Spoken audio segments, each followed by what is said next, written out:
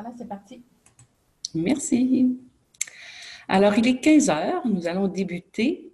Je vous souhaite la bienvenue à tout le monde à cette belle rencontre de la semaine de formation à distance. Alors, comme vous voyez à votre écran présentement, la diapo, je sais qu'il y en a plusieurs qui sont là, qui sont déjà habitués, là, mais vous pouvez changer l'affichage complètement en haut à droite pour avoir un affichage intervenant ou un affichage galerie. Alors, je vous invite à aller personnaliser le type d'affichage que vous voulez pour la rencontre. Vous pouvez aussi activer vos caméras et le micro complètement en bas à gauche de votre fenêtre, comme ça ici, dans l'exemple de la diapo. Et vous pouvez aussi aller nous poser des questions ou intervenir dans le clavardage. Alors, gênez-vous pas si vous avez des questions pour lever la main, là, on pourra vous donner un droit de parole puis répondre à vos questions au fur et à mesure que la rencontre va avancer. Alors, je vous souhaite la bienvenue. Ça, c'est les consignes. Ça va. Je vais vous présenter un peu ce qui nous attend dans cette rencontre. Alors, je vous souhaite la bienvenue à cet atelier. Attendez un petit peu, je me cherche un peu. OK. Alors, bienvenue à l'atelier « Développer un diplôme d'études professionnelles en dessin de bâtiment et un diplôme d'études professionnelles et assistance technique en pharmacie en formation à distance ». L'atelier se veut un témoignage sur le développement de la formation à distance, de discussions sur l'enseignement en FAD, afin d'avoir les points de vue de l'enseignant et de l'élève, puis des avantages pour l'élève, puis les contraintes rencontrées par l'enseignant et l'élève également. Nos animateurs aujourd'hui, on a Cathy Gaudreault. Elle possède 13 années d'expérience en enseignement. Depuis 4 ans, elle intègre les technologies à sa pratique et contribue au développement de la formation à distance dans son établissement. Elle enseigne à distance depuis plus d'1 an. Comme co-animateur, après sa carrière dans le domaine de la construction, notamment comme technicien en architecture, Pierre Cassista est depuis 2 ans enseignant au Centre de formation professionnelle de Rimouski. Il enseigne au programme de dessin de bâtiment auquel a été introduite la formation à distance. Alors, Cathy et Pierre, je vous laisse la parole et je vous souhaite une belle présentation. Merci. Merci. Donc, bienvenue tout le monde. Bienvenue à notre témoignage qu'on va vous faire cet après-midi, moi et Cathy. Donc, tel que mentionné par Julie, nous, on va parler de dessin de bâtiment, qu'on veut introduire la formation à distance à partir de l'année prochaine. Et Cathy, dans sa situation, elle, c'est déjà au programme. C'est ça. Donc, c'est sûr que nous, on est encore dans l'année de transition, donc on fait des pratiques, on fait des tests, on magasine plusieurs outils pour essayer d'être de meilleure qualité possible pour les élèves à distance. Donc, on va commencer à parler un petit peu de notre atelier. Donc, la première qu'on va vous parler, c'est la disposition d'une classe versus des classes existantes avec des classes nouvelles. Donc, nous, c'est sûr qu'on avait une classe à notre disposition, un local A135 qui n'était vraiment pas adéquat pour la formation à distance. Donc, on peut voir sur la photo, on voit le local, là, c'est sûr que ce n'est pas super évident à voir, mais le local, il fait une forme de L. Donc, quand on fait de la formation à distance, c'est sûr qu'il faut être en mesure de voir tous les étudiants à distance, mais également ceux-là en classe. Donc, c'est sûr qu'il fallait le local adéquat. Puis, on voit aussi qu'il y a beaucoup de colonnettes. Donc, nous autres, avec les ordinateurs, les réseaux et ainsi de suite, il fallait éliminer ça le plus possible. Donc, ça, c'était une autre contrainte qu'on avait.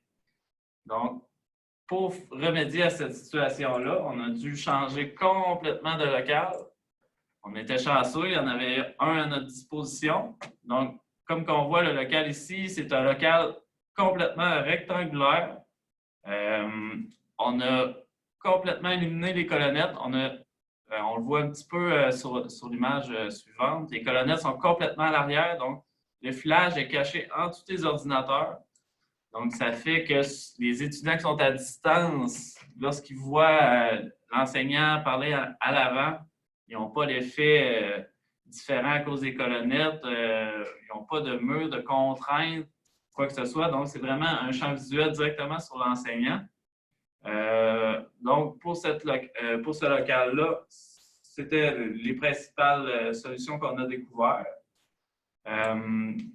Par la suite, il y a Cathy qui, elle, il a fallu qu'elle fasse des ajustements avec son local qui est existant, mais qu'il n'y en a pas d'autres disponibles pour elle. Donc, il a fallu concevoir quelque chose qui fit avec son enseignement. Donc, je vais vous montrer une photo de nos locaux. Nous, lorsqu'on a commencé avec la formation à distance, en fait, on n'était pas dans une classe, on était dans une classe de base. On a commencé vraiment avec une unité mobile dans le coin. On voit là, le coin qui est ici. On avait des élèves qui venaient seulement pour faire la reconnaissance des acquis, donc des gens qui travaillaient déjà dans le milieu, et on a fait la formation manquante. Donc, les élèves, on avait des petits groupes, peut-être des groupes de 5, 6 environ, et l'enseignant était vraiment seulement devant un poste avec une caméra, tout simplement, puis il y avait son enseignement de ce côté-là. On n'avait pas d'élèves en classe. Donc, on était vraiment dans une section de notre local. On avait un kit portable qu'on aurait pu déplacer dans un autre local. On avait notre caméra, on avait nos installations, la télévision pour voir nos élèves. Donc, on était vraiment près du dispositif. On n'avait pas besoin de quelque chose qui était très grand ou qui était très important. Donc, la télévision, vu qu'elle était plus près de nous, on n'avait pas, pour voir nos élèves bien, on n'avait pas des grandes choses différentes à acheter. Quand on a terminé la reconnaissance des acquis, puis qu'on s'est posé la question justement pour donner un cours qui était vraiment dans notre classe en général, nous, on a commencé à donner le programme en pharmacie à des élèves à temps partiel qui sont un peu partout dans la Gaspésie. Donc, on a commencé à donner le programme vraiment dans la classe principale. Donc, ça, c'est notre classe principale, puis elle est vraiment faite rectangulaire. Elle est faite complètement sur le long. Puis si vous voyez, mon tableau, le tableau d'enseignement, il est vraiment au fond de la classe. Donc, on est vraiment déphasé par rapport à la classe régulière. Donc, quand on a commencé vraiment à donner le DEP dans toutes les compétences, on a changé complètement notre fonctionnement. On a tourné comme pour que les élèves fassent partie de la classe régulière. Donc là, on avait vraiment des élèves en classe et des élèves à distance. Donc, il a fallu, c'est sûr, essayer d'arriver à faire nos installations avec ce qu'on avait. Si vous voyez, on a quand même, nous aussi, une grande colonne en plein centre. On a les colonnettes au fond. C'était moins difficile, mais on n'avait pas de mur qui était disponible pour placer la caméra. Si vous voyez, au fond, on a vraiment le mur avec nos médicaments. Sur les côtés, on a des tableaux un peu partout. Donc, on a eu un petit peu plus de difficultés à déterminer un endroit. On va vous en parler un petit peu plus tard de l'équipement qu'on a mis comme installation dans notre classe. Mais il a fallu faire un peu différent, puis l'enseignant a dû s'adapter dans son enseignement parce que la caméra puis la grosseur de la télévision n'était peut-être pas standard là, pour la formation à distance. Je ne sais pas si la chose. Donc, à propos de le fait qu'on n'avait pas de mur puis qu'on avait vraiment une classe qui est faite plus sur le côté un petit peu, puis on a beaucoup de bureaux puis d'élèves vraiment à notre droite. Donc, on a fallu trouver un compromis là, pour que tout le monde se sente bien dans cette classe-là. Exactement. Donc, c'est sûr que tout dépendant des établissements, c'est pas toujours évident. On n'a pas toujours des locaux à notre disponibilité. Donc, des fois, il faut s'adapter, il faut essayer de trouver la façon la plus fonctionnelle là, pour enseigner. Puis, c'est sûr, il faut essayer de penser aux étudiants qui sont à distance pour essayer que ça soit le plus captivant possible. Donc, c'est vraiment ça, il faut penser à tout ça. En fait. Autant aux élèves qui sont dans la classe que les élèves qui sont à l'extérieur de la classe. Donc, par la suite, la prochaine diapo, on va parler de... Ce ne sera pas bien long. Les outils utilisés pour la formation. Nous, l'application qu'on utilise pour communiquer avec la FAD, c'est l'outil Zoom. Donc, Zoom, pour l'avoir essayé plusieurs fois durant mes cours cette année, Cathy également peut en témoigner, on a réalisé que c'est pas un logiciel, c'est une application qui est extrêmement simple, facile d'utilisation. Au niveau du chat, c'est direct avec l'étudiant. Par la suite, si on a besoin de partager des documents, transférer des documents aussi, on peut le faire avec Zoom. Jusqu'ici, on n'a pas eu aucun bug pour ma part. Donc, pour le moment, on espère que ça va continuer comme ça, mais l'application Zoom pour faire de la distance, c'est merveilleux jusqu'ici. C'est ça, pour nous aussi, on n'a jamais eu de difficulté, là, aucun bug, aucune problématique avec ça. Nous, ce qu'on a rajouté aussi dans nos locaux, c'est le logiciel AnyDesk. Nos élèves avaient besoin d'avoir un logiciel de saisie des ordonnances. Ces logiciels-là, l'élève ne peut pas l'acheter à la maison. Les serveurs sont vraiment à la commission scolaire dans notre école. On ne pouvait pas donner accès à l'élève à la maison, donc on a fallu trouver un moyen pour que ce soit l'élève qui se branche à distance à l'école. Donc, nous, on a utilisé AnyDesk parmi ceux qui étaient utilisés parce que c'était vraiment le plus facile d'utilisation pour nous. En fait, l'élève, on lui envoie un petit document qu'il doit télécharger sur son ordinateur personnel, donc il le fait au début. Et ensuite de ça, on va lui donner un numéro d'enregistrement, en fait, qu'il va utiliser à chaque fois qu'il va vouloir se brancher à l'école pour utiliser le logiciel. Donc, on n'utilise pas nécessairement à tous les cours, c'est vraiment lorsqu'on utilise le logiciel. Donc, il y a seulement à rentrer le numéro de chez lui et nous, on reçoit la demande dans les postes informatiques de la classe. Donc, l'enseignant qui a déjà ses élèves dans la classe va passer dans ses rangées, puis il y a des élèves qui vont faire une demande sur un poste en particulier. On va voir, par exemple, que j'ai une élève à Gaspé qui m'a demandé de rentrer sur le poste 02 et l'enseignant va seulement dire oui et l'élève va prendre possession de l'ordinateur en classe. Donc, pour l'enseignant, ça peut être plus facile de voir si l'élève travaille, puisque quand on passe dans les rangées, on va répondre aux questions des gens qui sont déjà assis. Et lorsqu'on arrive devant un ordinateur qui n'a pas un élève, on voit quand même ce que l'élève fait. Donc, l'enseignant peut aussi s'asseoir à son endroit, prendre la souris, cliquer à des endroits pour le montrer à l'élève, ou il passe tout simplement et on voit si la personne travaille bien, si on voit qu'il y a une petite problématique, on peut lui poser la question ou lui faire un petit commentaire. Donc, nous, on avait vraiment besoin de ce logiciel-là, mais seulement lorsque les élèves doivent se brancher pour les logiciels informatiques, parce qu'ils ne peuvent pas l'avoir à la maison. Encore là, parce que c'était vraiment simple d'utilisation, on n'a eu aucun problème avec ça non plus pour la connexion. L'élève a son numéro en début d'année, puis il va utiliser le même numéro toujours à la maison. C'est facile d'utilisation. On n'a pas eu de problématique depuis qu'on l'utilise aussi depuis 1 an. C'est sûr que c'est un petit peu plus peut-être contraignant pour l'enseignant parce qu'il doit faire l'autorisation pour que l'élève ait accès à son poste. Mais souvent, on va demander la collaboration des élèves autour. Pouvez-vous ouvrir les postes des élèves qui sont à distance? Une fois que les postes sont ouverts, ensuite, on va dire oui. Donc, ça se fait. Ce n'est pas des grandes étapes. Par rapport peut-être à d'autres logiciels qu'on avait vus, où il y avait un petit peu plus d'étapes. On avait copier un lien, envoyer des liens, c'est un petit peu plus long. Celui-là, c'est vraiment simple après le premier cours. Une fois que tout le monde a bien enregistré son document et qu'il est bien installé, ensuite, ça prend peut-être 5 minutes puis tout le monde est bien installé là, pour commencer le cours en début de période. Pardon. Donc, je peux peut-être rajouter un petit commentaire là, sur AnyDesk. En fait, nous autres, en dessin, on prévoit peut-être l'installer sur nos postes. Surtout pour les évaluations, donc pour avoir un petit contrôle des étudiants à distance pour voir vraiment l'évolution de leurs évaluations. Donc, au lieu de toujours demander de partager l'écran, bien, ça nous permet de voir vraiment toujours l'écran de l'étudiant sans avoir besoin de lui demander, sans avoir à le déranger durant son évaluation. Donc, c'est un petit moyen qu'on pensait peut-être utiliser. Là, ça reste à voir si ça serait la bonne solution, mais pour certains programmes, là, je crois que c'est un très bel outil. Là. Oui, vraiment. Pour nous, c'était la solution la plus simple, une solution qui fonctionne vraiment. On n'a aucune contrainte avec ça. Là, ça ne nous empêche pas de rien faire. Donc, l'élève est vraiment comme s'il était en classe. Donc, pour l'élève, c'est facile aussi. Donc, il n'y a pas de souci à avoir de ce côté-là. Donc, par la suite, les outils utilisés pour l'enseignant, des compétences théoriques et des compétences pratiques.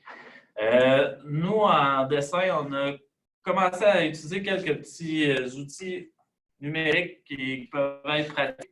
Donc, bien sûr, la tablette, que je crois qui est un très, très bel outil.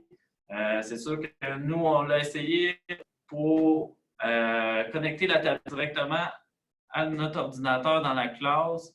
Donc, sinon, exemple, on veut projeter des images ou des plans de résidence, puis on veut annoter. Bien, on peut le faire tout en se promenant dans la classe. Donc, ça fait quelque chose qui est un enseignement plus dynamique. Donc, ça fait vraiment différent pour les étudiants. Par la suite, si jamais on veut prendre des vidéos ou d'autres outils comme ça, ben, c'est sûr que la tablette, c'est toujours plus pratique. Donc, par la suite, il y a l'iPod. Nous, on avait utilisé l'iPod en classe. Je pense qu'on va l'enlever. Désolée.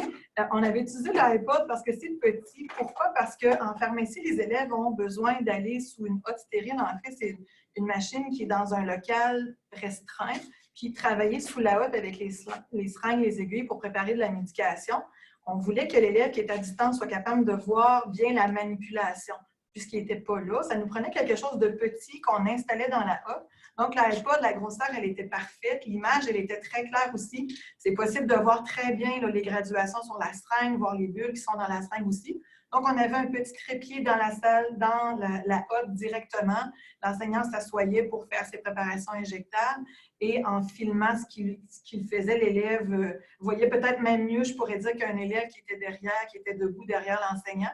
Il voyait, avec la caméra, on voyait encore mieux là, le travail qui était fait. Donc, nous, on a utilisé l'iPod, mais vraiment plus dans cette optique-là. C'est sûr que pour la qualité, ce qu'on peut faire plus, la tablette est mieux. Mais dans notre cas précis à nous, pour montrer une technique particulière où on avait besoin de précision, l'iPod faisait très bien.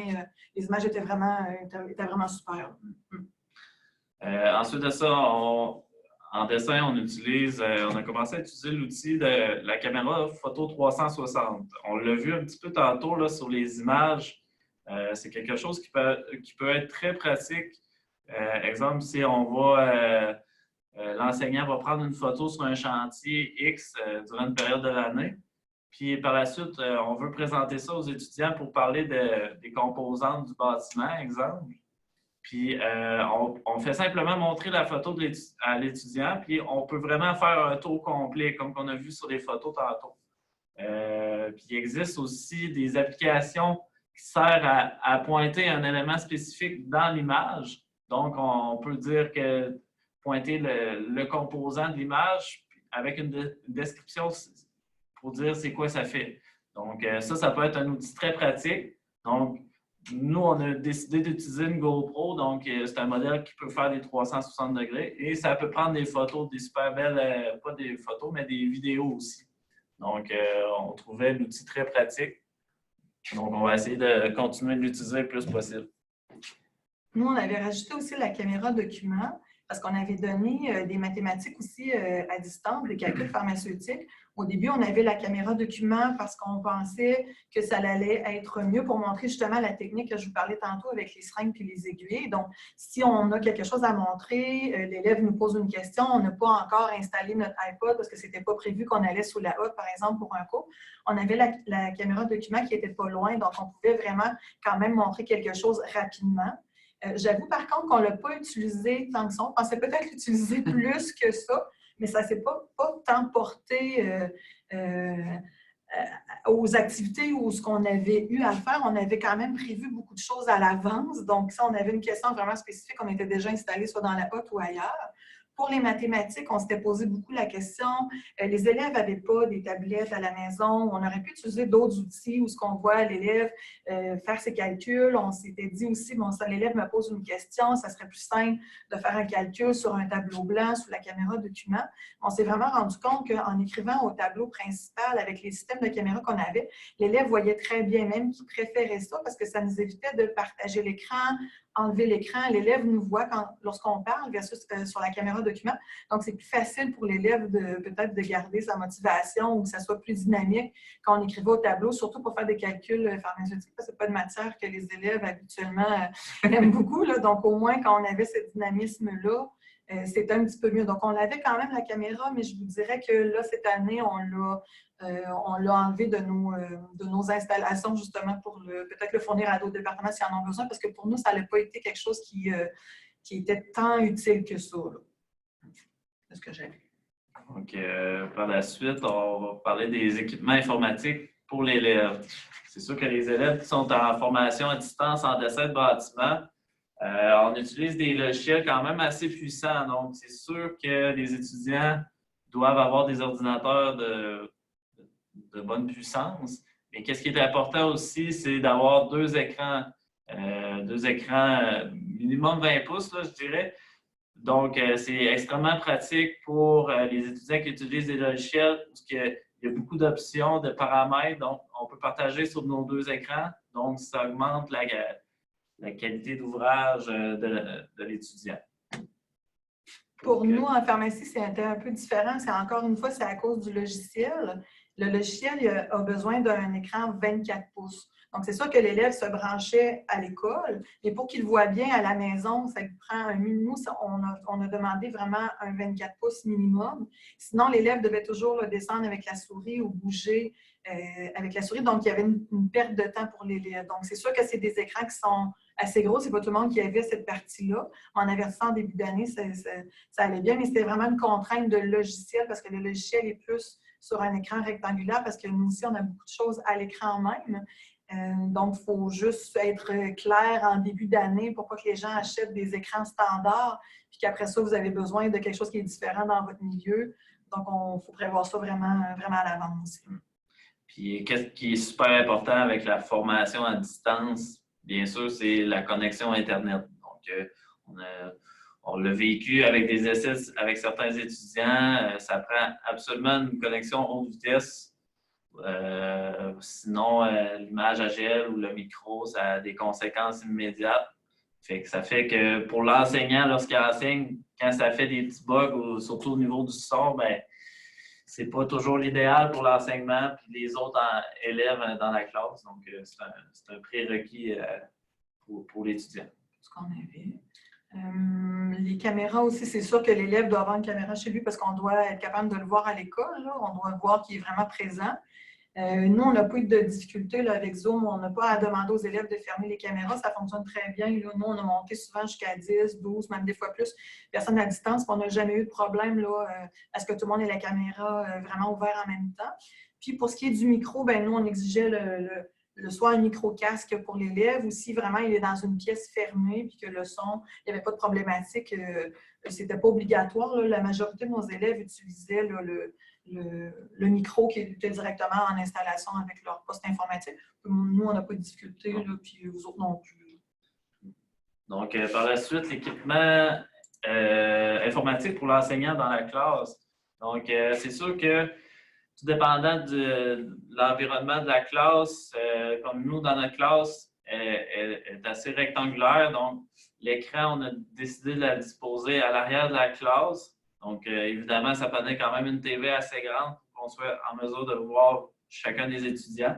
Donc, nous, dans notre local, présentement, c'est un écran 60 pouces. Puis, je crois qu'on ne devrait pas aller en bas de ça parce que c'est sûr, c'est pas évident toujours de voir les étudiants dans le fond d'écran avec leur nom d'affiché. Donc, on n'a pas le choix de mettre ça grand.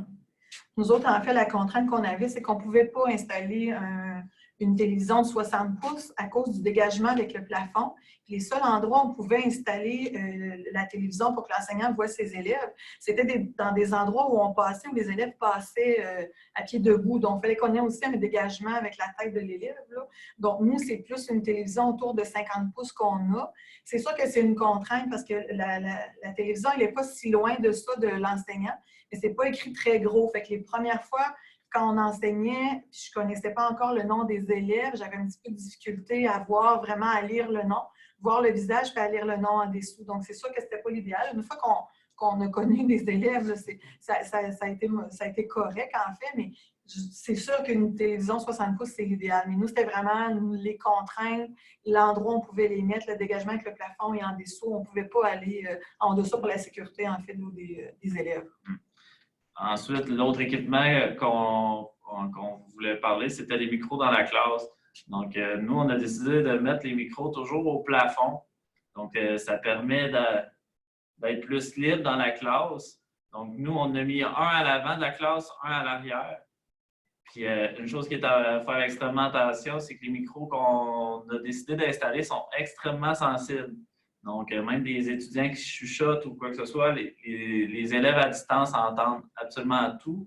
Donc, c'est vraiment faire attention lorsque c'est le temps de fermer les micros, bien, vraiment de ne pas oublier de les fermer pour ne pas éviter les distractions des étudiants à distance. Nous, on avait la même chose qu'eux. On a décidé de mettre les micros au plafond. Nous, la salle, elle est faite plus en largeur, donc on les a mis côte à côte. C'est vraiment pour éviter d'avoir un micro-casque. On ne voulait pas passer notre journée à parler avec un micro-casque et parler aux élèves en même temps. On trouvait que c'était plus contraignant. Donc, on a choisi ça. C'est sûr que ça l'amène que parfois, quand on est en travail, que l'enseignant donne un travail à faire pour 20 minutes, une demi-heure ou une heure, on va souvent fermer le son dans la classe. Comme ça, les élèves à distance n'entendent pas tout le monde qui tourne ses feuilles, parce que sinon, ça devient assez chaotique. La seule chose qui est la difficulté, c'est que parfois, l'enseignant se promène dans la classe et quelqu'un à distance a une question. Il ne faut pas oublier de réouvrir le micro. C'est peut-être moins naturel avant de parler puis de répondre à la question, de réouvrir le micro parce qu'on a fermé le micro de la salle pour répondre à la question. Fait ça, c'est des oublis que nous, on avait au début. On oubliait de rouvrir le micro. L'élève ne comprenait pas l'explication. Là, on devait s'excuser, rouvrir le micro puis refaire l'explication. On s'habitue à la langue. Au début, ça a été quelque chose qu'on a eu un petit peu plus là, de difficulté, d'adaptation à faire, exactement. Ensuite, il y avait l'emplacement des caméras ou de la caméra. C'est sûr qu'il faut que ça soit un endroit assez central de la pièce, idéalement. Puis la caméra, c'est important qu'elle ne soit pas trop loin dans la classe, ou sinon on est obligé de jouer avec la télécommande pour les zooms. Donc, idéalement, quand elle est bien placée, bien située, bien, si on peut éviter de jouer avec la caméra, c'est toujours mieux. Donc, idéalement, plus ou moins dans le centre ou en arrière, aux 3/4 de la pièce, là, je dirais, c'est l'idéal. Nous autres, en fait, la contrainte, encore une fois, qu'on avait, c'était l'endroit pour placer la caméra, puisqu'au fond, face à l'enseignant, quand l'enseignant enseigne, on n'a pas de mur parce que c'est notre dépense à médicaments. Donc, on a vraiment mis la caméra, oui, face à l'enseignant, mais la télévision, elle est plus vers le côté gauche. Donc, quand on enseigne, on ne voit pas les élèves, en fait. Donc, soit on parle à la caméra, donc l'élève vraiment a l'impression qu'on le regarde, mais si on est obligé de tourner notre tête pour regarder les élèves à distance, donc les élèves, parfois, n'étaient pas certaines si on parlait à eux parce qu'ils voyaient notre côté là, de visage.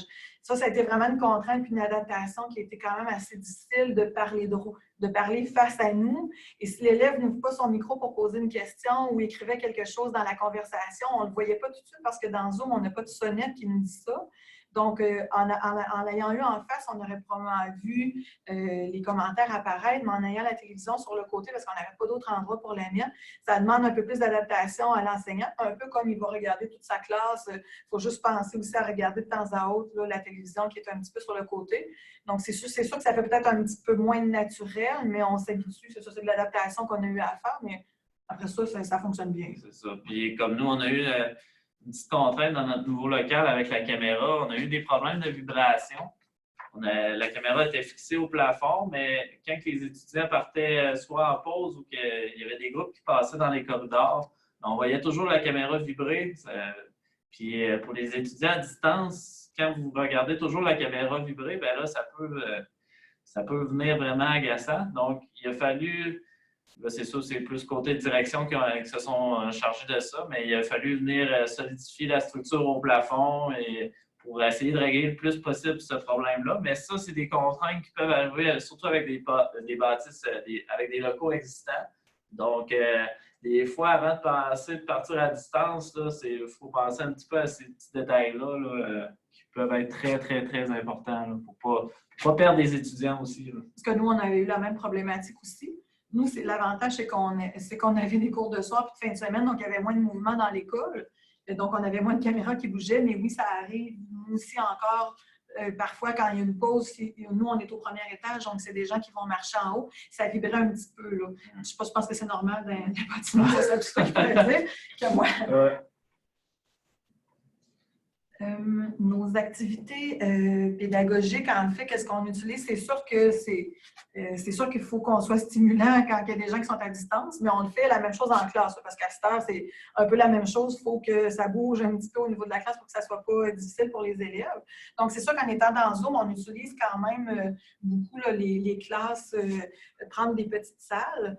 autant pour le travail individuel, donc l'élève, si par exemple on veut qu'il travaille en équipe, pardon, j'ai dit individuel, mais travailler en équipe avec d'autres personnes à distance, on peut les envoyer dans une salle à part. Donc dans la classe, les élèves font leur petit groupe entre eux. Puis ceux qui sont à distance peuvent aussi faire des groupes pour travailler ensemble, mais on ne voulait pas nécessairement toujours que ce soit ceux à distance qui travaillent ensemble, ceux à l'école qui travaillent ensemble. Donc nous, on a la chance d'avoir plusieurs petits locaux à côté de notre locaux principal. Donc, on rouvre des portables dans d'autres salles et on envoie, par exemple, 2 étudiants en présence devant le portable et on envoie dans une salle Zoom à ce portable-là un autre élève qui est à distance. Donc, quelqu'un qui est en présence peut vraiment travailler avec quelqu'un qui est à distance. Donc, ça nous permet de faire, en fait, toutes les équipes, puis tout le monde vient par se connaître. Donc, on n'a pas toujours à travailler avec les mêmes. Donc, nous, on a quand même utilisé pas mal ça au point de vue des classes.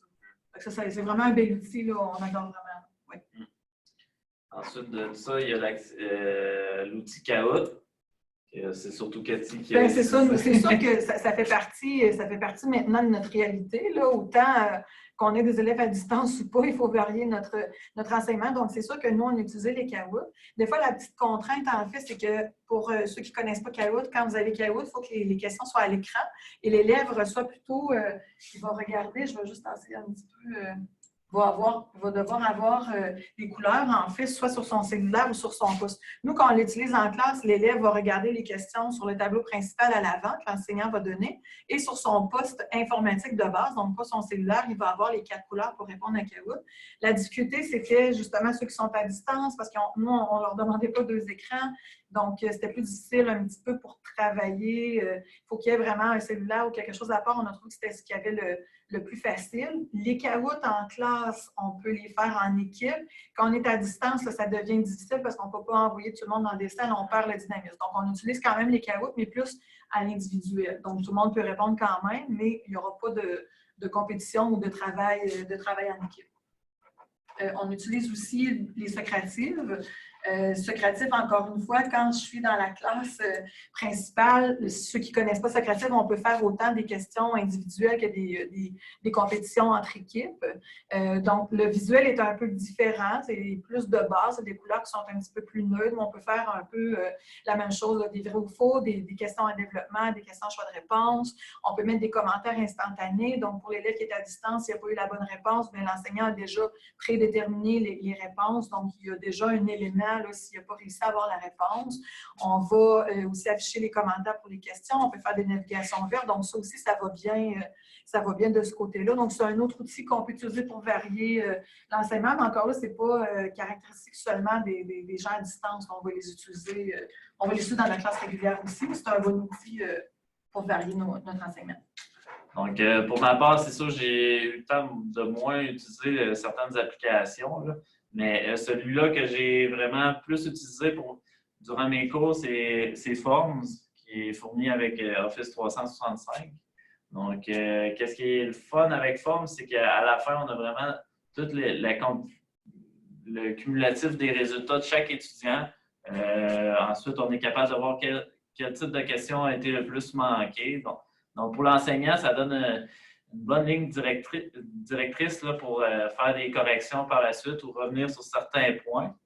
Petite chose que j'ai remarqué pour ma part, c'est vraiment plus facile de faire des questions avec des choix de réponses versus des réponses avec des réponses directes que l'étudiant doit écrire le terme de la même façon que l'enseignant, sinon il met une faute.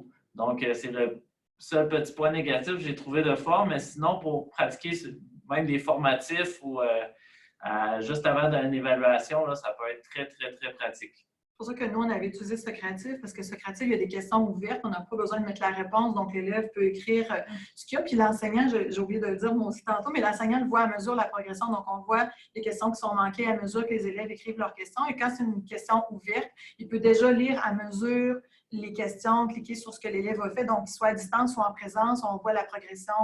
De toute façon, on peut faire sortir des rapports après, fait que c'est tous des bons outils pour travailler ensemble. Donc, maintenant, je vais vous montrer une petite vidéo que j'ai fait rapidement. C'est sûr que c'est avec l'application Zoom. Si jamais en dessin de bâtiment, souvent, ça arrive qu'on se déplace avec les étudiants sur un chantier ou directement, des fois, on va même chez Rona montrer des matériaux. Donc, avec Zoom, les gens qui sont à distance, bien, c'est sûr qu'ils peuvent suivre directement sur la caméra. Donc, soit qu'on demande à un étudiant de filmer avec son téléphone pendant que j'enseigne, que je dis certains points. Donc, c'est sûr que c'est différent versus quelqu'un qui est en présence, mais c'est une option qui existe là, qu'on va utiliser, nous, pour notre part. Là.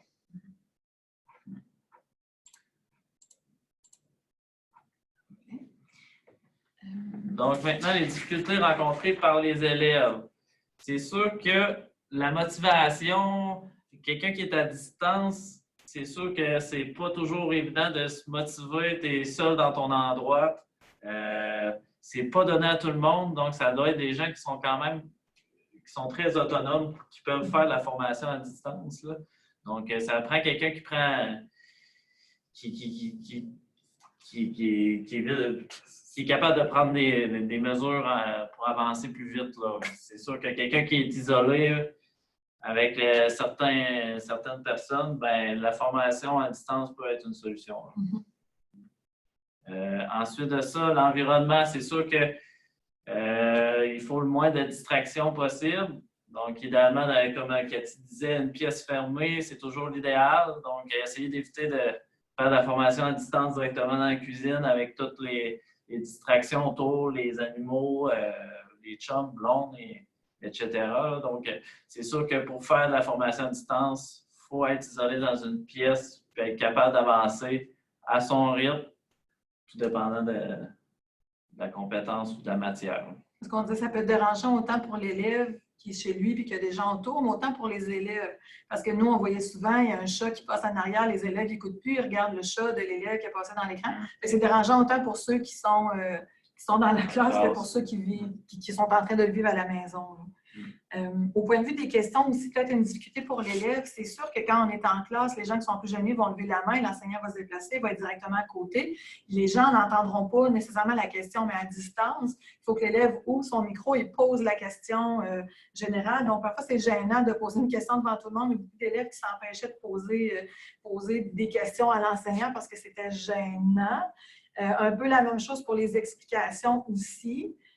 Poser une question, j'ai pas bien compris un problème devant tout le monde, c'est un petit peu difficile. Nous, ce qu'on faisait, on se gardait quand, par exemple, quand c'était un cours pour les calculs pharmaceutiques où on savait qu'on allait avoir un peu plus d'explications, on se gardait encore là un portable ouvert, on pouvait envoyer l'élève dans la salle privée, puis nous, se déplacer devant le portable, puis là, parler vraiment directement à l'élève.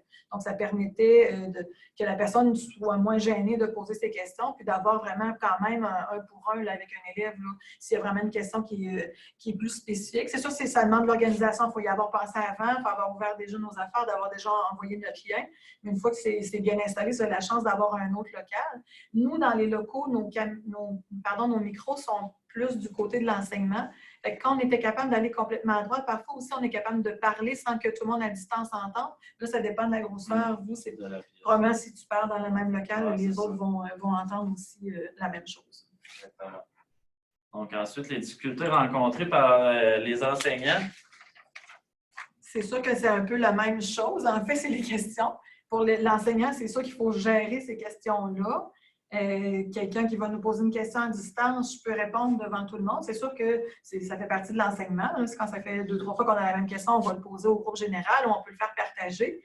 Mais c'est certain que si un élève spécifique ouvre son micro puis nous demande une explication puis qu'on doit lui dire, on doit parler normalement. Donc, c'est sûr que tous les gens dans la classe vont l'entendre. C'est peut-être moins individualisé, sinon il faut vraiment penser d'aller à un autre endroit pour poser des questions, mais pendant ce temps-là, le reste de la classe peut avoir d'autres questions. Ça fait partie de la gestion, de notre gestion de classe. Ça, c'est certain. C'est une petite contrainte qu'on a.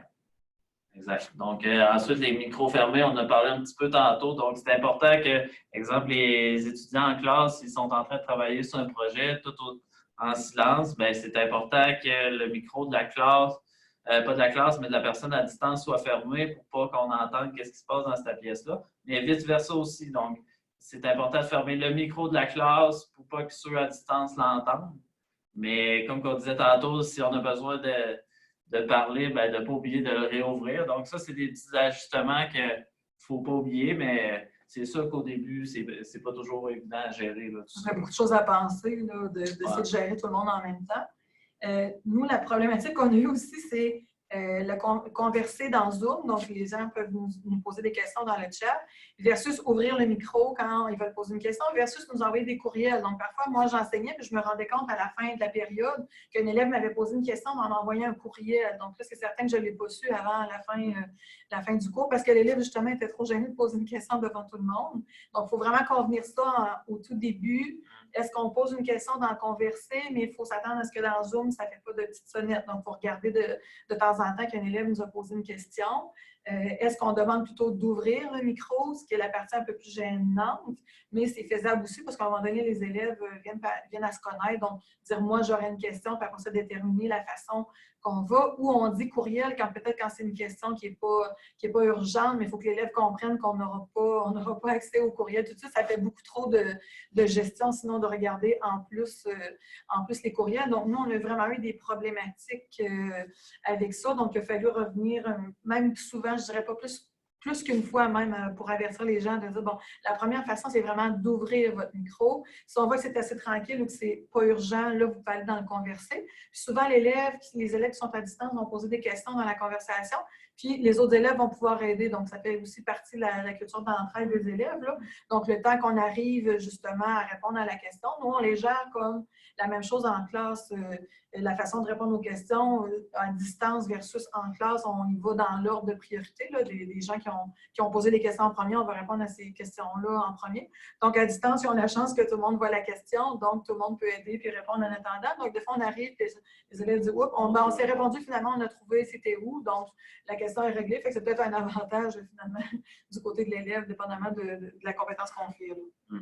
Puis ensuite de ça, au niveau des pauses, bien, c'est sûr que c'est important au début, un peu comme la même situation que Cathy, d'établir tout de suite en partant que c'est important, même si c'est à distance, que les pauses, si vous avez établi, c'est de 10h à 10h20, bien, même que les gens à distance, ça soit la même affaire. S'ils ont besoin d'aller aux toilettes ou aller boire de l'eau, c'est les mêmes horaires que ceux qui sont en classe.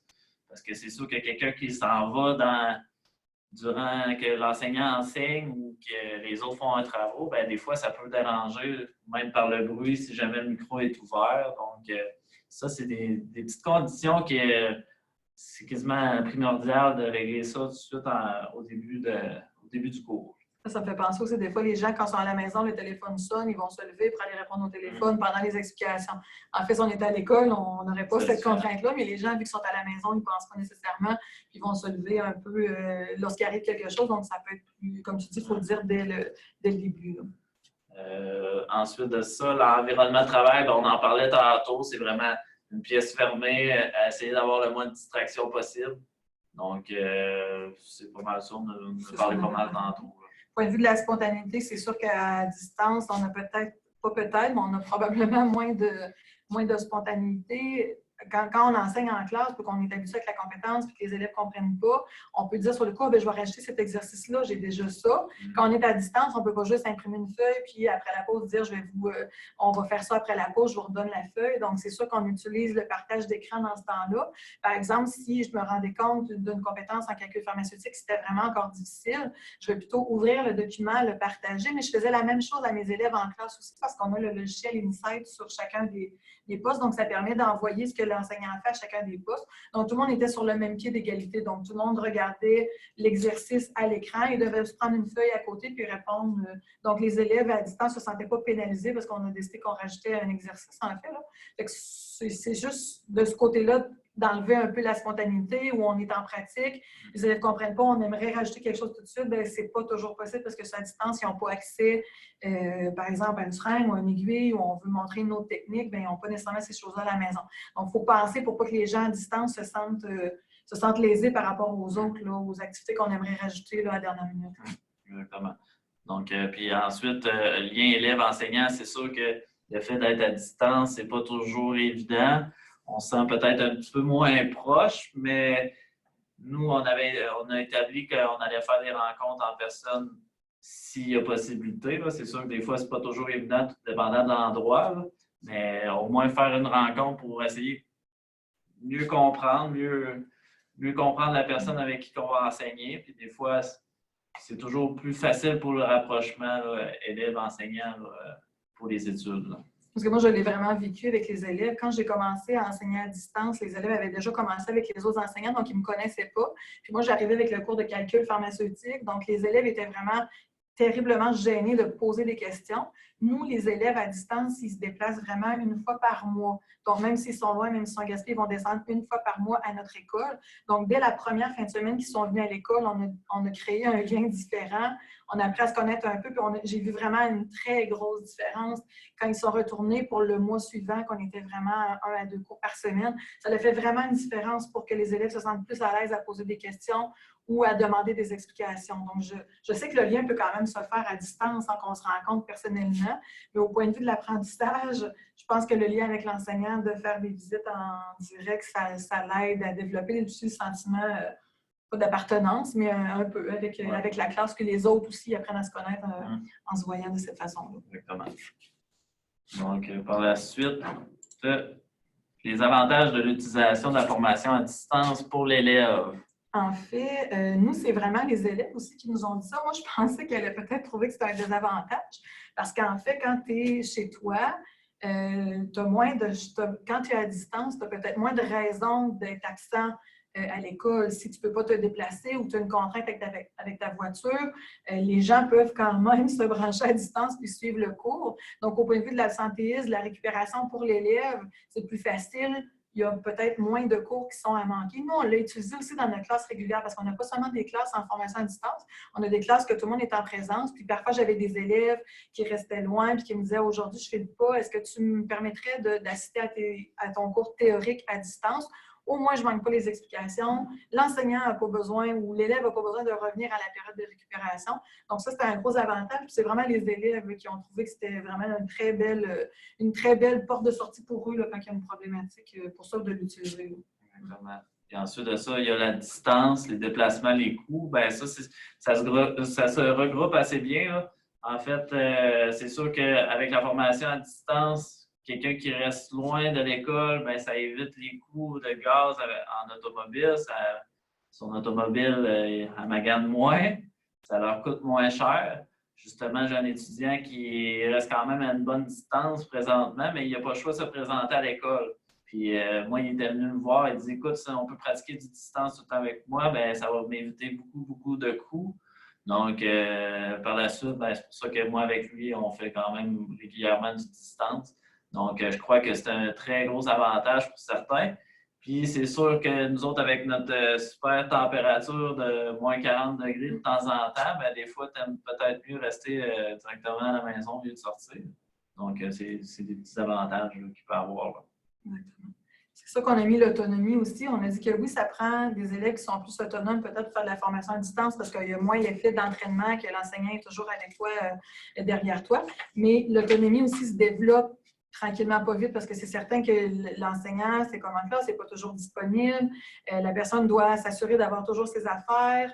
Donc, ça allait aider beaucoup à l'autonomie. Même ceux dans ma classe régulière qui ont décidé parfois de faire du distance, ils ont vraiment développé, ils doivent se souvenir que si tu fais ton cours à distance, tu dois apporter ton matériel pour tes cours. Quand tu es à l'école, c'est peut-être plus facile parce que tous les documents sont là. Mais quand tu es à distance, tu dois prévoir tes affaires parce que l'enseignant ne peut pas dire « Oups, tu as oublié ton cahier, je t'emprunte un, il n'est pas ici, il est à la maison. » Donc, ça devient vraiment plus difficile de ce côté-là. Fait que pour l'autonomie, pour l'élève, le développer, c'est encore mieux. C'est ce qui est exigé dans les métiers de toute façon. Fait que c'est une bonne façon de continuer ça. Donc, par la suite, les avantages de l'utilisation de la formation à distance pour l'enseignant. C'est sûr que c'est l'absentéisme et la récupération parce que l'enseignant a moins d'absence, donc on a moins besoin de faire de récupération ou de devoir redire les explications aux élèves. C'est sûr que c'est un avantage parce que c'est difficile. On a toujours dans une classe quelqu'un qui s'absente une journée, qui va redemander, parce qu'en formation professionnelle, les élèves sont quand même proches des enseignants, donc ils vont demander les explications. Donc, c'est certain qu'en étant à distance, les élèves qui sont capables, moi j'avais des élèves, On a des élèves, en fait, même chose pour toi, qui sont vraiment un petit peu partout, même dans la classe en présence, qui la fin de semaine, s'en vont travailler, par exemple, à Saint-Anne-des-Monts ou à Gaspé. Parfois, il ne fait pas beau. Chez eux, en fait, ou par exemple, ils sont malades ou il est arrivé un petit pépin, c'est facile d'ouvrir le Zoom quand ça se prête à ça. On peut facilement ne pas manquer au moins les explications théoriques. Donc, quand l'élève revient, il n'y a pas eu à faire toute la partie tout ça. Là. Donc, c'est une bonne chose pour l'enseignant. Ça évite de toujours répéter en double et en triple ce qu'on a à faire. Ensuite de ça, bien sûr, il y a les conflits. Donc, les conflits, c'est ça pour l'enseignant, c'est la chose qu'on veut éviter le plus possible, mais parfois, ça arrive. Donc, au niveau de la gestion de classe, la distance est l'idéal. On n'a pas à gérer tous les conflits, parfois qui peuvent arriver de personnalité. Pour l'avoir vécu cette année, donc, on l'a pratiqué, la distance, justement, avec les étudiants qui étaient avec un certain conflit. Puis, ça a réglé certaines situations. Donc, nous, on a découvert que c'était un énorme gros plus. Gros. Oui, c'est ça. Donc, c'est pour ça qu'on a bien aimé la distance pour ça. Là. Au point de vue de la température, comme on a dit tout à l'heure, c'est certain que, parce que nous, à l'école, en étant à Rimouski, on a quand même des élèves là, partout sur le territoire là, qui viennent, ils peuvent venir de Saint-Valérien, ils peuvent venir de Lac-des-Aigles, ils peuvent venir justement, comme je disais, de Saint-Anne-des-Monts, de la Baie-des-Chaleurs. Donc, la fin de semaine, souvent, les élèves retournent à la maison si on a 2 jours ou 3 jours. Donc, des fois, eux, ils ne sont pas capables de revenir le dimanche parce qu'il n'annonce pas beau. Nous, l'école est ouverte parce qu'on n'a pas le même climat, parce qu'il restait vraiment plus loin. Donc, c'est sûr qu'au point de vue de la température, ça limite. Au contraire, ça ne limite pas l'élève. Si lui a un problème de température à la maison, il nous envoie. Nous, on est organisé, c'est sûr, la façon que l'élève peut nous rejoindre le matin. Là. Mais en ayant notre Zoom, je pense qu'on a oublié de le dire tantôt, le Zoom, c'est ça. Ça me fait penser que le Zoom, en fait, on commence une fois en début d'année avec un lien Zoom, puis l'élève utilise le même lien toute l'année. Donc, en fait, ce n'est pas une si grosse... Non, c'est pas une si grosse contrainte. C'est sûr qu'il y a des compétences, par exemple, qui ne s'offrent pas tant à distance, là, des compétences pratiques comme nous, les seringues, les aiguilles, on ne peut pas le faire à distance, il faut que les élèves soient là, mais au moins avec la température encore là, ça diminue la quantité d'absentéisme et de récupération qui est à faire. Puis par la suite, c'est sûr, les rencontres, là, on a parlé un petit peu tantôt, mais c'est sûr que on peut toujours rencontrer l'étudiant individuellement sur Zoom. Quand il n'est pas disponible à se déplacer, mais c'est sûr que, comme on disait tantôt, si on est en mesure de le voir en personne, c'est toujours mieux de le rencontrer au moins une fois, je pense. Mm-hmm. Donc, c'est sûr que par la suite, avec Zoom, on peut le rencontrer individuellement sans problème. Donc, c'est une application très, très, très pratique. Oui, c'est ça. Juste pour faire des fois une récupération, justement, à l'école, on a une période de récupération fixe à chaque semaine. Mais un élève qui est à distance, parfois pas le même horaire comme nous, les horaires de soir, de fin de semaine. Donc, c'est facile dans la journée, sur l'heure du midi ou après l'école, de faire une petite session Zoom, rencontrer notre élève, faire une récupération, jaser avec lui. Puis ensuite, il n'y a pas de déplacement de ce côté-là. Donc, c'est rapide aussi. Fait que c'est un avantage pour l'enseignant de ce côté-là. Exactement. Donc, ça met pas mal un terme à notre témoignage. C'est sûr qu'on a parlé d'un petit peu tout ce qu'on a vécu, qu'est-ce qu'on pensait qui était pratique pour certaines personnes. C'est sûr qu'on explore encore certaines avenues. Donc, ça ressemble à ça pour moi. Je ne sais pas s'il y en a qui auraient des questions. Il y a une question en clavardage de Mme Denise Giguère. Les élèves à distance doivent fournir leur ordi, mais peuvent-ils recevoir les logiciels AutoCAD et Rivi gratuitement à travers le centre de formation? Puis elle a une deuxième question. Je ne sais pas si vous voulez y aller avec une à la fois. Ouais, je vais répondre avant d'oublier. Nous, avec la formation à distance, l'année prochaine, pour les étudiants qui n'ont pas les frais, assez de sous pour l'équipement des ordinateurs, il va y avoir possibilité de faire un prêt à l'étudiant. Ensuite de ça, pour l'utilisation de AutoCAD et Revit, lorsqu'un étudiant est inscrit au centre de formation, il y a un accès étudiant pour ces logiciels-là. Donc, il n'y a pas de frais pour ça, pour tout le temps de ses études. Donc, en fait, quelqu'un qui n'a pas d'ordinateur, absolument rien, il y a toujours la possibilité de prêt. Donc, c'est sûr qu'il y a certaines conditions qui s'appliquent, tout dépendant des situations. Mais normalement, c'est ça qui a été conclu pour nous. OK. En fait, ça amène vers la deuxième question qui est une sous-question, là. Est-il équitable de demander aux élèves à distance de payer pour leur ordi? Ben, c'est sûr qu'en dessin, l'ordinateur, ça va être le principal outil de travail. Donc, quelqu'un qui n'a pas de sous présentement, ben, il peut toujours avoir le prêt de l'école, mais c'est sûr qu'il faut penser aussi que plus tard, dans 3-4 ans plus tard, ben, ça va être son outil de travail. Donc, ça dépend toujours des moyens financiers, là. Mais l'ordinateur, là, ça va être son outil principal. Donc, oui, dans le fond, l'étudiant n'aura pas le choix vers la fin de s'acheter un ordinateur s'il poursuit dans ce domaine-là. Puis il y avait comme une troisième sous-question, y a-t-il des subventions pour cela? Mais en fait, en disant qu'ils pouvaient le prendre sur les prêts, je pense que ça répond à une partie. Oui, c'est ça. Parce qu'il n'y a pas vraiment de subvention pour ça, je pense. Okay. Et une autre question, quel type de caméra utilisez-vous en classe? J'ai ça maintenant, moi aussi. Je me souviens pas de la... Je ne sais pas c'est quoi le nom du modèle, là. Je peux pas... Je me souviens pas non plus, c'est ça, parce que nous, c'est vraiment notre équipe informatique qui a fait plusieurs tests. Ben, en fait, c'est celle qui est là, même, qui sont capables de nous lire. C'est sûr que la caméra, elle est programmée quand on rouvre nos postes, qu'elle va s'installer à l'endroit qu'on a voulu pour le fonctionnement. Là. Je ne sais pas si tu étais capable de lire. Sur la caméra, c'est marqué AVER, A-V-E-R. Ça doit être la marque, là. Parce que nous, c'était une caméra qu'on pouvait déplacer aussi. Donc, en classe, quand l'enseignant va parler, pour notre part, on peut faire le zoom quand l'enseignant est vraiment au tableau. Puis ensuite de ça, quand on travaille en général, le zoom, on le défait. On peut tourner la caméra pour que l'élève voit dans la classe. Donc, après ça, il se sent moins tout seul que quand l'enseignant n'est plus là et qu'il regarde seulement le tableau. Ce qu'on faisait aussi parfois, c'est qu'on ouvrait le tableau interactif et on mettait les images des élèves qu'on voit dans Zoom à l'écran. Fait que ceux qui sont à la maison pouvaient voir qu'il y avait du monde à la distance, donc il est un petit peu plus près d'eux autres. Puis ceux qui sont à distance peuvent voir en tournant la caméra. Donc nous, c'est pas une caméra, c'est une caméra qui est fixe au mur, mais qui peut tourner là, pour voir quand même à plusieurs endroits dans la classe. OK. Bien, c'est parfait. De toute façon, je viens de mettre dans le clavardage un lien qui nous amène sur un document là, collaboratif. Alors, les questions qu'on n'a pas nécessairement les réponses maintenant, on pourra aller y répondre un petit peu plus tard.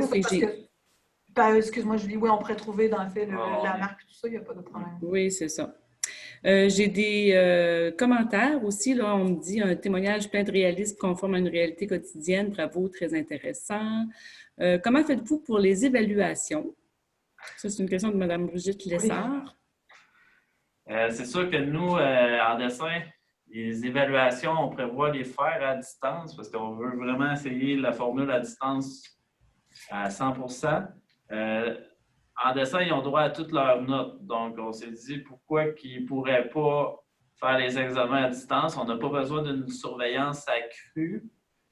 C'est sûr que là, nous, on commence à penser à utiliser l'outil Teams pour faire les partages de documents puis essayer de barrer ça par la suite une fois que c'est partagé.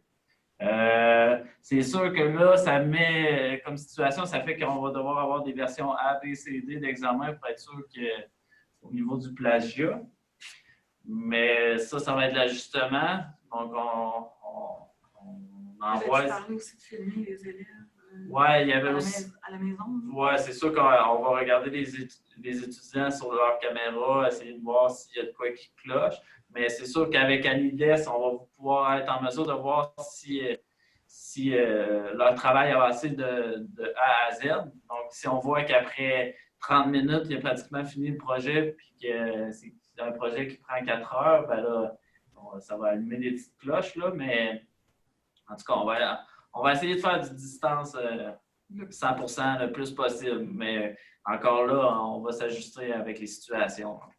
Nous, on n'avait pas tant fait, parce que nous, on a beaucoup de compétences qui sont théoriques, puis nous, les élèves descendent une fois par mois, donc on fait les évaluations-là. Mais on a eu des élèves aussi qui sont allés faire les évaluations dans leur milieu. Ils peuvent aller dans un centre de formation près de chez eux. Donc, on envoie l'examen qui est plus théorique dans la salle d'examen. L'élève fait son examen puis nous le retourne ensuite. On a déjà fait des évaluations qui sont plus pratiques, entre autres pour le lavage des mains. C'est plus une démonstration de technique. L'élève devait démontrer son lavage des mains. Donc, avec les installations, les gens pouvaient le faire de la maison. C'est sûr, placer la caméra en lien avec le lavabo à la maison où les gens essayaient d'aider. Mais on en a fait quelques-unes évaluations à distance. Mais sinon, nous, quand on a commencé, c'est ça, c'était encore... on s'est beaucoup posé de questions parce que nous, c'est des examens peut-être plus pointus, puis toi, c'est des examens qui sont vraiment plus longs. Fait que c'est sûr qu'il y a plusieurs façons de faire. Là, encore là, c'est discussion avec l'équipe.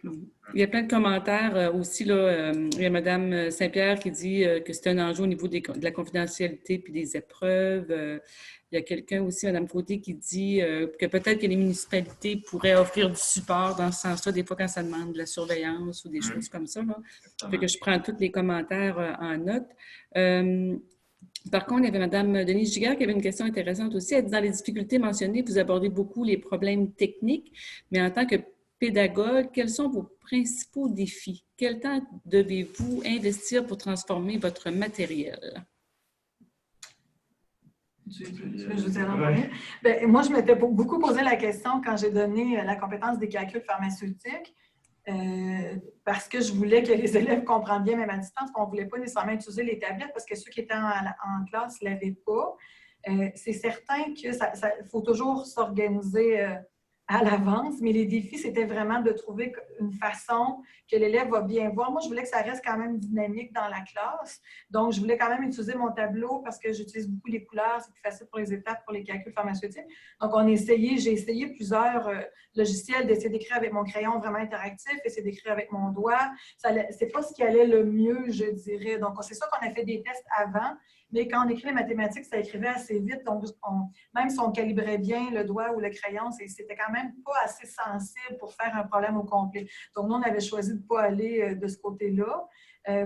Pour le reste, ça dépend des compétences. On a des compétences qui sont très théoriques, puis on a des compétences qui sont plus pratiques. Bien, quand on a des pratiques, ça va avoir peut-être plus de vidéos. Comme tu disais, quand on se voit sur un chantier, il faut penser aux choses à l'avance. Nous, si on fait une démonstration qui est sous la hotte, parce que vu que les élèves viennent juste une fois par mois, ils n'ont pas de seringue d'aiguille à la maison. Ils vont pratiquer ça quand ils viennent, mais dans la semaine, on va faire quand même la théorie. Donc, c'est ça qu'il faut prévoir à l'avance, tourner des vidéos. Mais une fois que c'est fait, après ça, on les réutilise autant dans notre cours régulier. Donc, oui, il y a de la préparation de cours, mais c'est une préparation qu'on peut utiliser de toute façon en classe qui rend ça encore plus dynamique. Donc, oui, c'est sûr, ça prend du temps, mais c'est quelque chose que ça fait juste bonifier ce qu'on prépare là, pour nos élèves.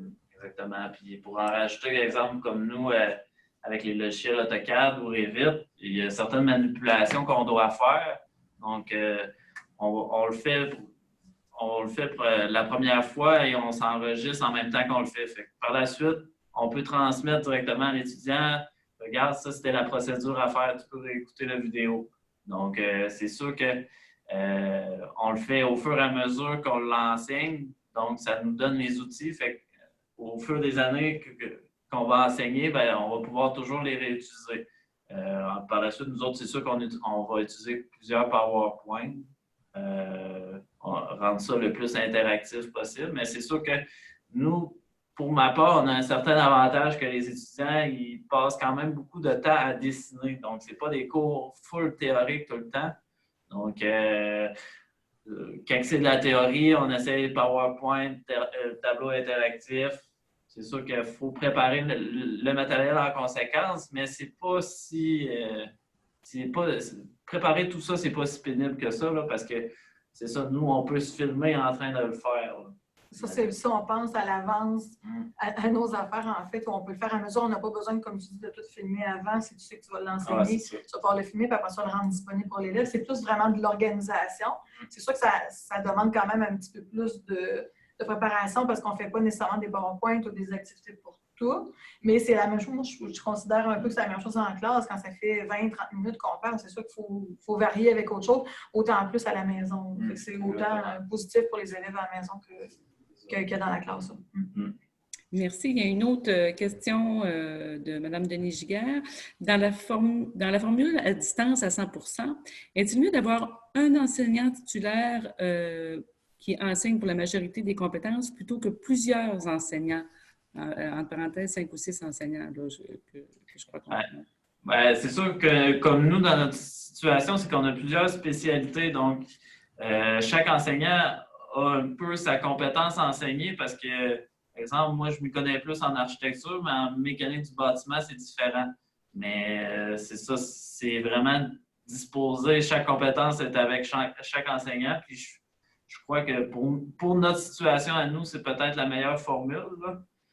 Donc, nous aussi, c'est un peu la même chose. On a des spécialités plus pharmacie hospitalière, pharmacie communautaire. Donc, nous aussi, ça nous prend, on n'a pas le choix d'avoir plusieurs personnes différentes. Je pense que ça amène aussi un dynamisme, peut-être, ça devient moins monotone, peut-être de changer d'enseignant aussi. Ça dépend toujours du lien que l'élève a avec l'enseignant, mais moi, je ne le vois pas nécessairement comme une contrainte. Au contraire, je vois ça plus comme pas de la motivation, mais du dynamisme un petit peu parce que chacun a sa façon d'enseigner aussi, là. Donc, on ne travaille pas toujours de la même façon, donc ça rend ça plus différent. Exactement. Au lieu de passer la semaine avec toujours les mêmes enseignants en classe, mais l'étudiant, ça peut changer un peu la dynamique. Donc, moi, je crois que c'est un petit avantage. Là, ça a été comme ça aussi, de toute façon, quand ils viennent à l'école, quand ils viennent en classe, c'est la même chose. Ils sont habitués de voir, parce que le métier dans le métier aussi, c'est un peu la même chose. Là. En formation professionnelle, ils vont travailler avec plein de gens différents. Donc, nous, en tout cas, on n'avait pas eu un commentaire comme de quoi c'était plus difficile d'avoir plusieurs enseignants pour les différentes compétences. Là. On n'a pas vu de commentaire négatif de ce côté-là. Non. Okay. Bien, merci. Je ne sais pas s'il y a d'autres questions. Je ne sais pas s'il y a des gens qui veulent ouvrir leur caméra et leur micro puis poser des questions ou s'il y a d'autres choses à mettre dans le clavardage. On vous invite à le faire. Je viens de mettre aussi dans le clavardage, là, si vous pensez quitter, j'ai mis en fait un lien pour faire une évaluation de la rencontre. C'est toujours pratique pour nous là, de savoir comment vous avez apprécié l'atelier puis pouvoir se réajuster. Puis, on a une autre question. Comment gérez-vous les présences? En fait, nous, de la façon qu'on le fait, c'est qu'un élève qui se présente en classe, qu'il soit en classe ou à distance, sa caméra doit toujours être ouverte. Donc, si sa caméra est fermée, nous, on considère ça comme une absence. Donc, on veut vraiment mettre un visage sur la caméra. Donc, c'est la façon qu'on a conclu que c'était la meilleure. Quand même que, exemple, l'étudiant dessine pendant 3 heures, bien, sa caméra doit être ouverte pendant 3 heures. Donc, c'est exactement comme s'il serait en classe, mais il se trouve à distance. Puis une autre question intéressante aussi qui est en lien un peu avec les gens en présence. Là, il y a M. Harold qui demande « L'assiduité est un enjeu en classe. J'imagine qu'à distance, ça doit être compliqué. » Bien, étonnamment, moi, je pensais que ça allait être compliqué. Là. Un petit peu au début, là, ça me faisait peut-être peur un peu, mais on n'a vécu aucun problème dans notre situation.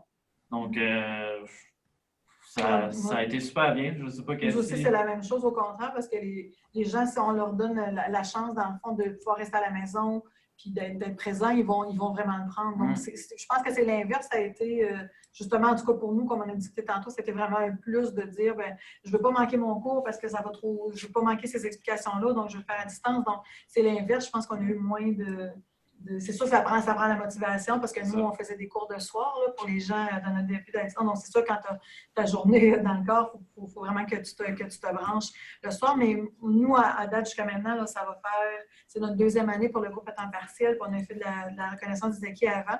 Puis on n'a pas de problématique vraiment d'absentéisme. Ouais. C'est ça, la distance, c'est différent de chaque personne. Donc, quelqu'un qui veut faire du distance, il faut qu'il soit vraiment autonome. Ça, c'est sûr et certain. Ouais. Merci. Présentement, je n'ai pas d'autres questions. Je ne sais pas s'il y a des gens qui auraient d'autres questions. Mylène, oui, c'est ça. Mylène, elle rappelle que... Ah oui, c'est vrai. Mylène nous rappelle que quand on participe aux rencontres de formation à distance, on peut aller sur le site de Cadre 21 et aller récupérer notre badge numérique. Alors, je vous invite vraiment à le faire, là, tous ceux qui participent aux ateliers. Demain, c'est vendredi, il nous reste 2 ateliers, là, les outils TIC pour dynamiser un cours et les rétroactions efficaces à distance. Alors, 2 belles rencontres aussi demain si vous voulez vous joindre à nous. Puis, j'ai une autre question. de Mme Denise Giguère qui demande quel est le pourcentage de personnes qui suivent les cours à distance? Pour ma part, c'est sûr, j'ai juste fait des tests. On est un groupe de 14 étudiants. En général, ceux-là qui s'en allaient à distance, on était à peu près 4-5, mais je vous dirais que ça aurait pu monter à 8-9, puis ça n'aurait pas fait de différence. Une personne de plus ou moins, là, ça ne fait pas de différence. Nous autres, on a commencé avec, c'est soit une vingtaine d'élèves, on avait même plus de gens à distance. Puis je pourrais dire que les gens qui ont abandonné, c'est plus ceux qui étaient en présence que ceux à distance. Fait qu'on a plus d'élèves en distance qu'en présence les soirs. Là. Vraiment, nous, on fait 2 soirs semaine. Fait qu'on peut avoir peut-être 4-5 élèves en présence, puis les autres sont tous à distance. Fait qu'on a plus d'élèves à distance. Oui. Ah, c'est bien, c'est intéressant. C'est vraiment l'avantage parce que les gens n'ont pas besoin de se déplacer, ils ont fini de travailler, ils arrivent à la maison, ça leur permet justement de faire une formation sans avoir à se redéplacer à l'école. Puis quand le cours termine, bien, ils n'ont pas le voyagement retourner à la maison, ils sont déjà dans la maison. Donc, c'est sûr que les gens préfèrent avoir la distance. S'ils sont autonomes assez pour tout ça, ça va bien. Ouais. Parce que souvent, c'est ça qui est difficile pour les personnes, c'est de se déplacer qui est dur. Une fois rendu, c'est correct, mais c'est comme tout le monde, quand on a des commissions, c'est le déplacement des fois qui est plus dur que rendu là-bas. Oui. Puis tu vois, dans le clavardage, il y a des gens qui disent que c'est un bon point, puis c'est vraiment intéressant comme commentaire parce que le fait d'avoir plus de monde à distance qu'en présence dans certaines formations, c'est quand même très bien. Alors, je ne sais pas s'il y a d'autres questions, d'autres commentaires, s'il y a des gens qui veulent venir nous faire un petit coucou.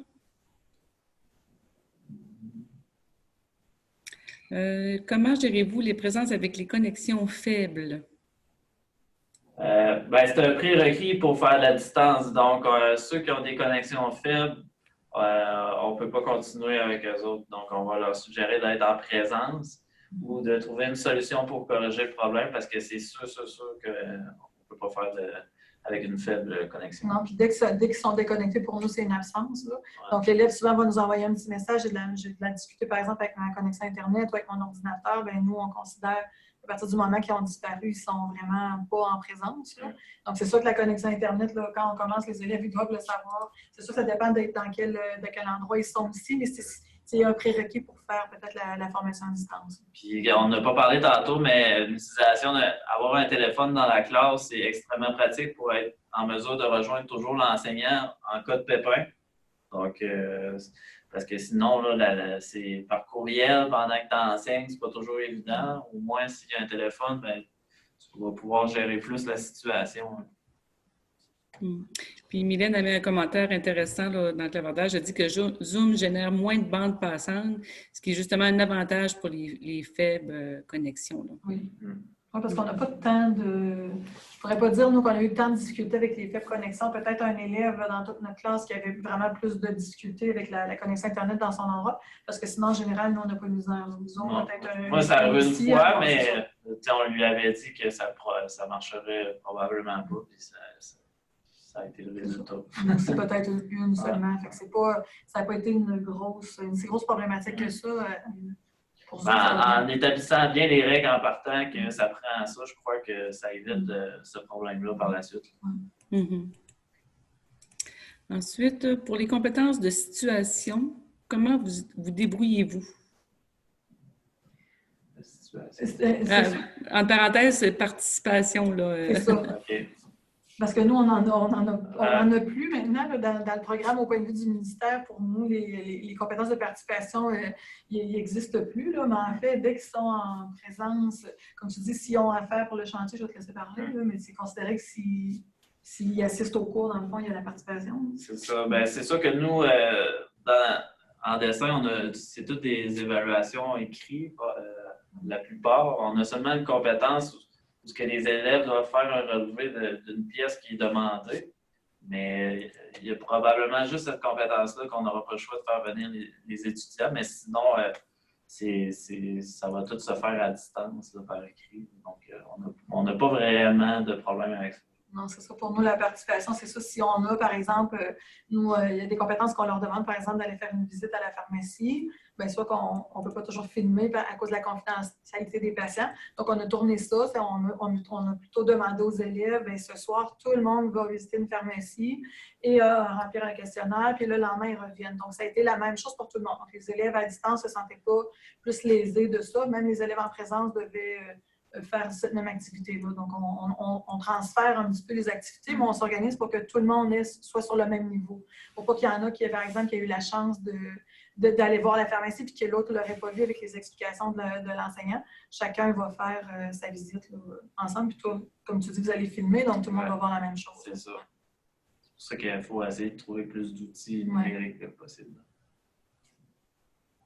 Merci beaucoup. Je ne sais pas s'il y a d'autres interventions. Là, dans le clavardage, on a des merci beaucoup pour cette présentation. On a M. Loisel qui nous donne des liens. Là, je vais tout récupérer les liens pour le mettre dans le document pour trouver différentes caméras à différents prix. Il y a des suggestions d'outils, c'est intéressant. Je ne sais pas s'il y a d'autres personnes qui veulent intervenir. Je vous rappelle que vous pouvez aller sur le site de Cadre 21 pour récupérer vos badges numériques.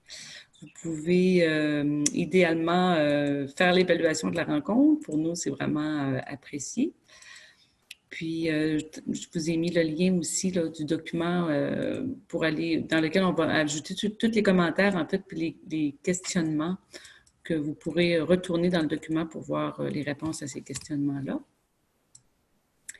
Et je vous invite aussi à vous joindre à nous pour les 2 derniers ateliers demain là, sur les outils TIC pour dynamiser un cours et les rétroactions efficaces à distance. Je ne sais pas si vous voulez ajouter un mot de la fin, Cathy et Pierre. En fait, si jamais les gens ont des questions particulières, il n'y a pas de problème. Ils peuvent nous écrire par courriel. Donc, moi et Cathy, ça va faire plaisir de répondre. Ça, on a laissé nos courriels, fait qu'il n'y a pas de problème. Si vous avez des questions plus spécifiques, ça va nous faire plaisir de vous répondre. On voulait vous dire merci. Merci. Je pense que j'ai une question de la FAD. J'ai un commentaire, c'est la FAD a montré son efficience à l'Université en formation professionnelle. J'ai hâte de voir à quel point la formation à distance permettra de diplômer les élèves dans chacun de vos programmes. C'est intéressant aussi. Puis là, j'ai plein de merci.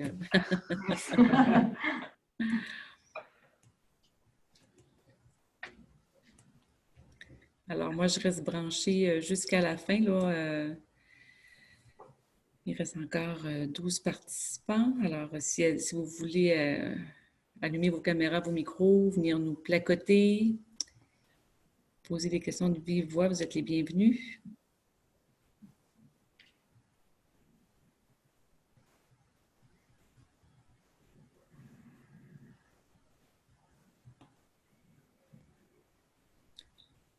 On a des beaux mots dans le clavardage, c'est toujours agréable.